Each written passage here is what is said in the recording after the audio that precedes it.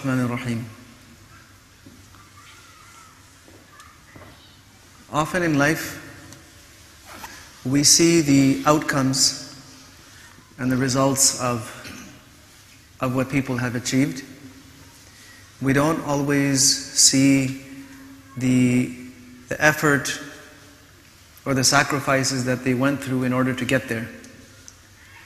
That's why one great Shaykh used to say that whoever looked at my beginnings succeeded, and whoever looked at my outcomes failed. Because when we look at their outcomes, they were people of great popularity, acceptance. Their name was taken with so much reverence. They had a following and respect, and it seems they have everything.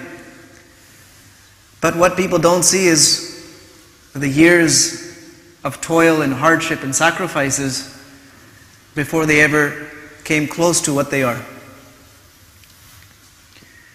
One of the great shuyukh of the 9th and 10th century was Shaykh al-Islam Zakariyya al-Ansari rahimahullah.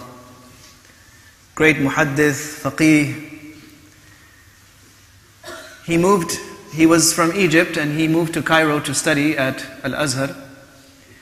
And at that time he had no means to survive.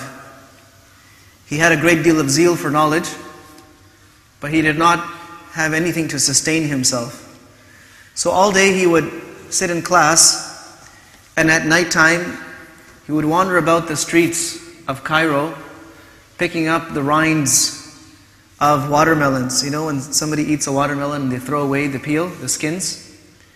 So he would take whatever little bit would be left on that, the little pink that's left when someone's throwing it out, and sometimes just take the rinds and boil them and just drink that.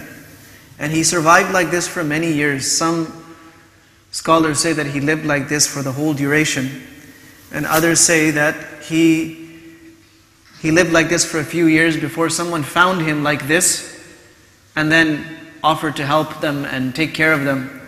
And the person who found him was actually one of those people who was looking for someone to help, but he wanted it to be someone very special. So Allah subhanahu wa ta'ala put it in his heart to go help this young student. And one day he told him, when he saw the qualities of this boy, that he doesn't go and beg from anyone, doesn't have anything to eat or drink, but will never spread his hand in front of anyone. He has that sense of dignity and honor, self-respect, and extremely diligent in his worship, extremely diligent in his studies, very close to Allah subhanahu wa ta'ala all the time. So he foretold that, look, young man, I feel that you are going to be someone very great, and you will see in your lifetime that you will be at the highest post that any Muslim can be. And Allah subhanahu wa ta'ala will give you many students, and those students in front of your own eyes will become some of the imams of this ummah. And so on and so forth. He said, I am seeing this, Allah is putting it in my heart. But this young man, Zakariyya al-Ansari, was not distracted by this. He continued to work hard.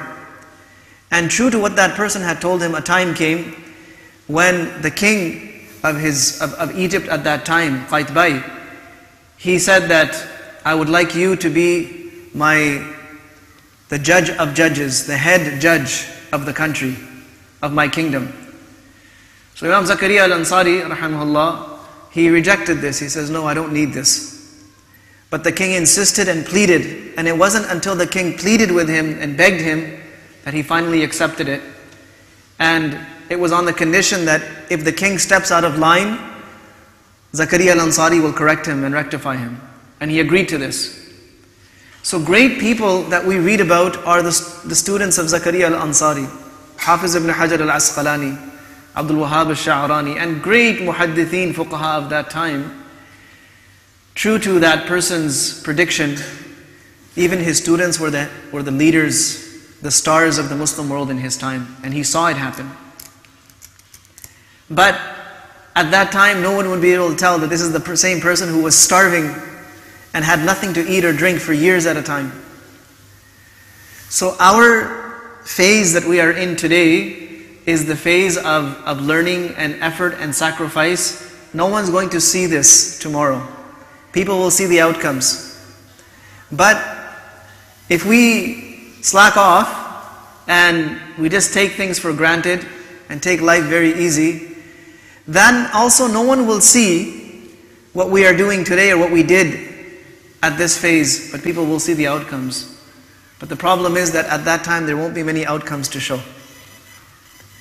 So our best thing, the best thing that we can do for ourselves is take these people as models, especially the early part of their lives when they were in the midst of their struggles, when they were putting in all of the extra efforts that were required to become something. Read that part of these people's lives, study that part of these people's lives, and you will find out what you need to do today to become something special. Otherwise, there are many people of fortune and fame, people with great names and great titles and great achievements. But who is ready to follow in those footsteps? And who is ready to become like that, to do whatever it takes to reach that status? That is what will separate the achievers from the non-achievers. May Allah subhanahu wa ta'ala give us the courage and tawfiq. Wa sallallahu wa sallam wa baraka ala nabina Muhammad wa ala alihi wa ashabihi ajma'in.